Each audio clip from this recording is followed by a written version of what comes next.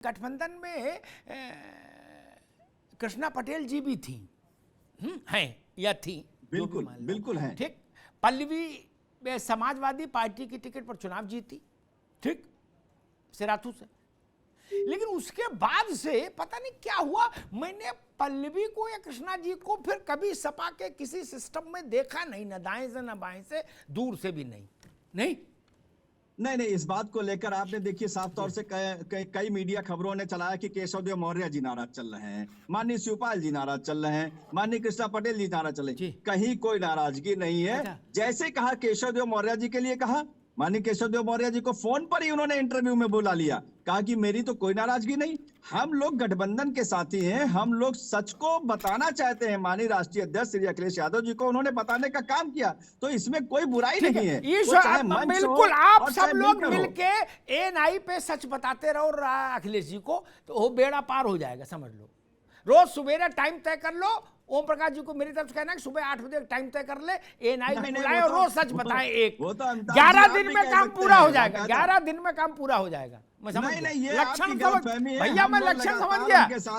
मैं मरीज की नब्ज देख के जान जाता हूं अब इसको कितने दिन बीमारी और रहेगी।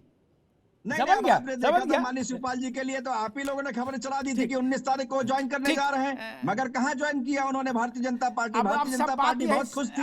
एक मिनट, आप सब बात यही सुनोगे, मैं बेढब आदमी हूं, मैं बोल भी दूंगा, आप लोग मेरे चेहरा खराब हो जाएंगे। क्या मांग रहे थे और क्या नहीं मिला हमको बताओगे, हम बता देंगे। ओम प्रकाश राजभर क्यों गए थे स्वतंत्र देव के यहाँ?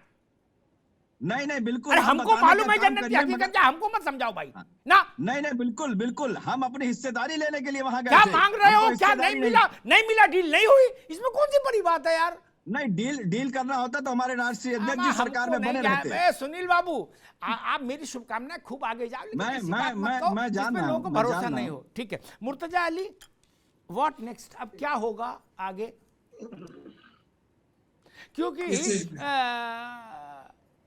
शिवपाल यादव का जब मैं एनालिसिस करता हूं तो मैं ऐसा मानता हूं, सकता मैं गलत हूं, ज्यादा नुकसान शिवपाल यादव का इसलिए नहीं हुआ कि अखिलेश यादव ने उनको बैठक में नहीं बुलाया या बगल में नहीं बैठाला ना। उनका सबसे बड़ा नुकसान हुआ चुनाव से 3 महीने पहले तक प्रदेश में 1000, 2000, 5000, 10,000 आदमी जो उनको अपना नेता मानता था, क्या वो उनसे हट गया। उसने कहा कि भाई चाचा ने हमसे कहा था चुनाव की तैयारी करो, मैंने 10-20 लाख रुपया लगा दिए, चाचा ने कहा हम लोग लड़ेंगे 100 सीट पर, 200 सीट पर, 300 सीट पर, और टिकट फिर चाचा अकेले लड़े। तो राजनीति में कोई भी नेता घास खाने तो आता नहीं, बिल्कुल ठीक है। तो जो उनका आदमी था, चाहे यहां बहलोलपुर में हो, नोएडा में है, और चाहे आजमगढ़ में हो, सब भाग गए। सबने कहा भाई शिवपाल जी ने ठीक नहीं किया, अब क्या करेंगे आगे?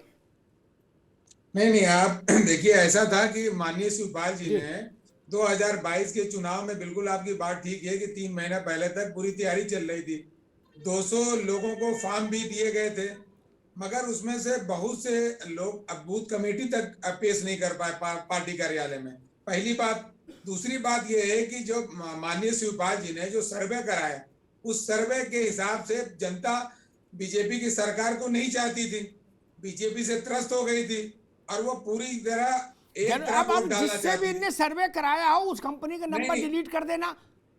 जिससे भी इनने सर्वे कराया हो उस कंपनी का नंबर डिलीट कर देना भैया, ऐसा गड़बड़ सर्वे में बात सुन ली है जी। जब जनता का रुख बीजेपी के बिल्कुल खिलाफ था, तो जनता एक चुनाव लड़ रही थी, और माननीय शिवपाल जी ने उस जनता के भावों को समझते हुए वो माननीय अखिलेश यादव जी को अपना नेता भी मान लिए।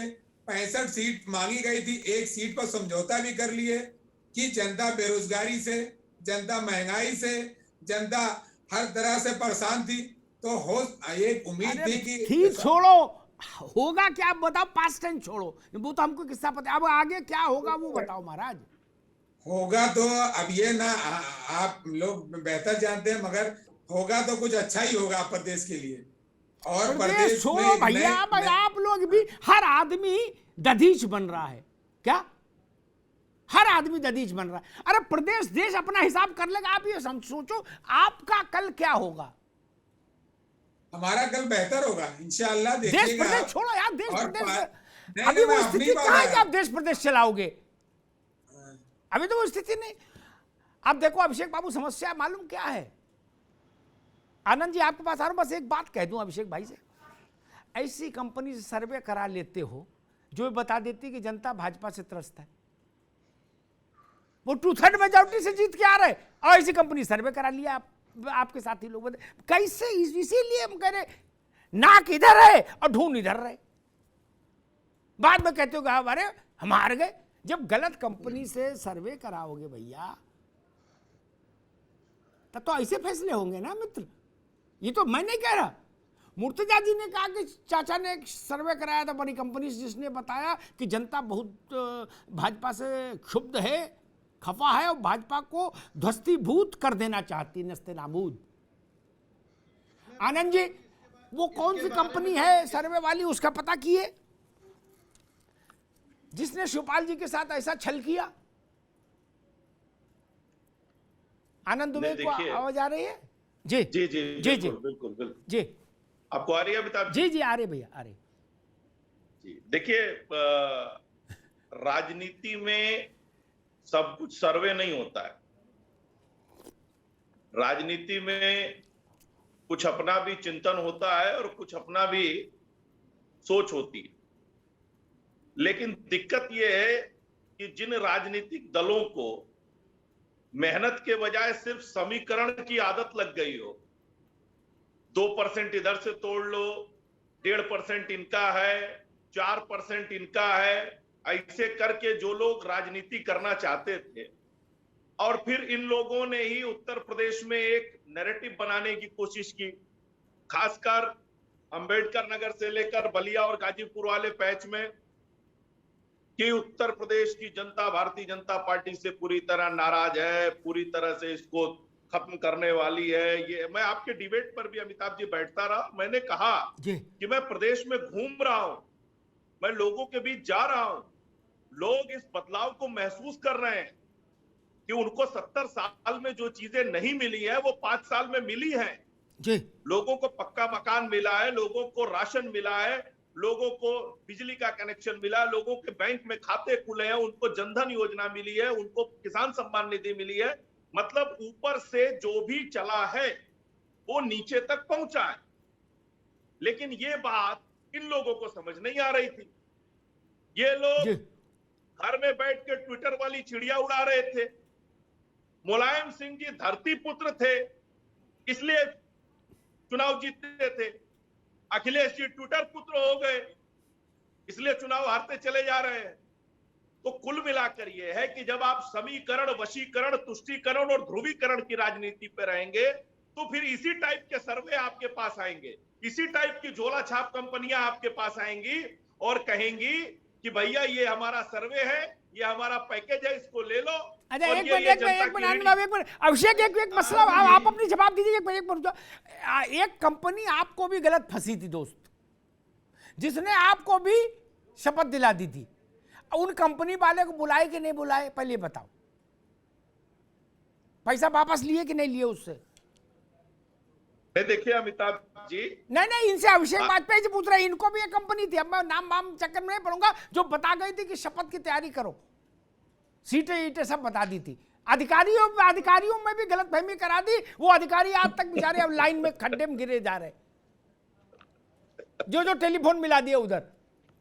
वो सर्वे कंपनी उसको बुलाया कि नहीं बुलाया, अभिषेक जी बताइए। देखिए अमिताभ जी, मुझे नहीं पता कि हमारे मित्र ने किससे सर्वे करवाया था, तो वही बता सकते हैं। लेकिन सबसे बड़ी चीज, जैसा कि अभी आनंद दुबे जी बड़ी बड़ी बातें बोल रहे थे, शायद मुझे लगता है कि अगर उन्होंने मुद्दों के नाम पे चुनाव लड़ा होता तो शायद मुद्दों के नाम पे बात कर रहे होते। उन्होंने महंगाई के मुद्दे पर एक बार भी बात नहीं की थी, उन्होंने बेरोजगारी के मुद्दे पर एक बार भी वोट नहीं मांगा, उन्होंने कानून व्यवस्था के नाम पे एक बार भी वोट नहीं मांगा। महंगाई का मुद्दा उठाया, आपने उन्होंने तो सिर्फ बेरोजगारी हिंदू का मुद्दा मुस्लिम के उठाया, नाम पे वोट मांगा। आपने तमाम तरह के उन्होंने मुद्दे हिंदू उठाए, मुस्लिम उसका के नाम पे उसका वोट उसका मांगा, हासिल उसके क्या अलावा हुआ? तो इनको कुछ आता नहीं है। आप मुझे बताइए ना, इसके अलावा इनके पास आप- कुछ आता नहीं है। ये सिर्फ धर्म आपने के नाम उठाए पे थे लोगों ना, को भड़कला सकते हैं। आपने उठाए अगर थे ना, इन्होंने मुद्दों हमने पे आपको काम मुद्दे किया होता उठाने तो से शायद तो नहीं काम रोका किया था होता।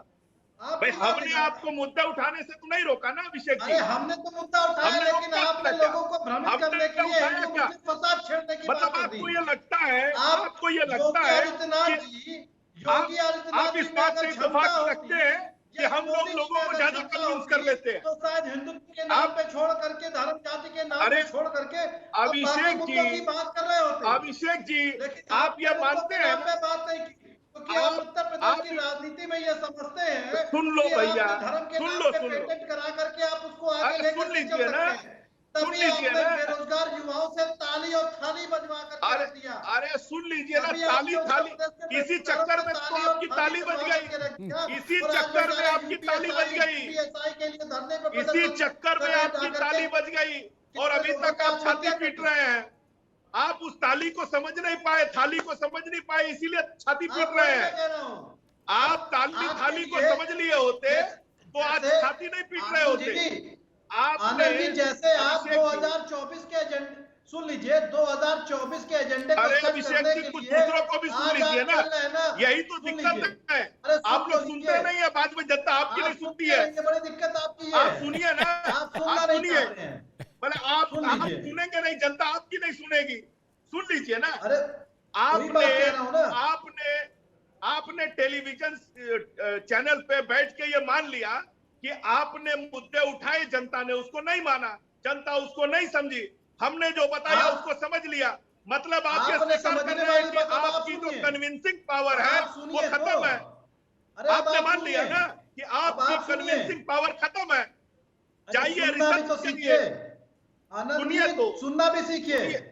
अरे मैं तो लगातार सुन रहा हूँ, हाँ, मुझसे ज्यादा इसीलिए कह रहा हूँ, सुनना मैंने तो सीखिए। पहले ही कहा, आज जब मुझे सुनने में मजा आ रहा है। बेरोजगारी के ऊपर धर्म को लेकर के चले आएंगे तो समीकरण बदलेंगे ही बदलेंगे। बताऊंगा जब ना, बेरोजगारी के ऊपर धर्म को बिल्कुल, लेकर के चले बिल्कुल, आएंगे तो समीकरण बिल्कुल, बदलेंगे बदलेंगे। बिल्कुल। जैसे आप 2024 के एजेंडे को सेट करने के लिए, आपके लिए बस चंद लाइन ही कहूंगा, जो सर्वव्यापी है, मैं ज्ञानव्यापी के उस पर भी लेकर के आ रहा हूं, जो सर्वव्यापी है उसे ढूंढ रहे हैं तहखानों पर, और आप बीजेपी वाले बड़ा मजा लेते हैं लोगों को बरगलाने पर। तो आप वही लोग हैं, क्योंकि आप इन मुद्दों को लेकर के आते ताकि आपसे महंगाई के मुद्दे पे बात ना की जा सके, कानून व्यवस्था के मुद्दे पे बात ना की जा सके, बेरोजगारी के मुद्दे पे आपसे बात ना की जा सके। आखिर आपने ताली और थाली बजाने वालों को ठीक ठीक ठीक ठीक अभिषेक अब मैं बाबू, बोल लूं? ठीक है, ठीक है, अब एक मैं मिनट बोल अभिषेक, लूं? अभी रुकिए रुकिए, मैं एक 30 अब मैं बोल सेकंड लूं? फॉर आनंद दुबे, बस फिर मैं वाइंड अप करूंगा। 30 second for Anand Dubey ji. Anand ji respond करिए। इन्होंने कहा कि हमने बेरोजगारी पर काम नहीं चलने दिया। जी। अरे हमने जनता को बताया कि समाजवादी पार्टी के समय में बेरोजगारी दर 17.1% थी, हमारे 4.5% है। हमने जनता को बताया कि इन्होंने एक, अरे शांत रहिए यार। अभिषेक बाबू एक मिनट, आपने इतनी देर बोला, उन्हें सुना उनकी बात आ जाएगी जी। हाँ, अभिषेक भाई रुकिए रुकिए रुकिए, हाँ आनंद जी आप बोलिए। ये हालत रही तो अगले 50 साल कोई चुनाव नहीं जीतोगे। ये हालत ठीक रही तो ठीक, अगले मैं 50 साल में रोकूंगा, चुनाव मैं जीतोगे। रोकूंगा।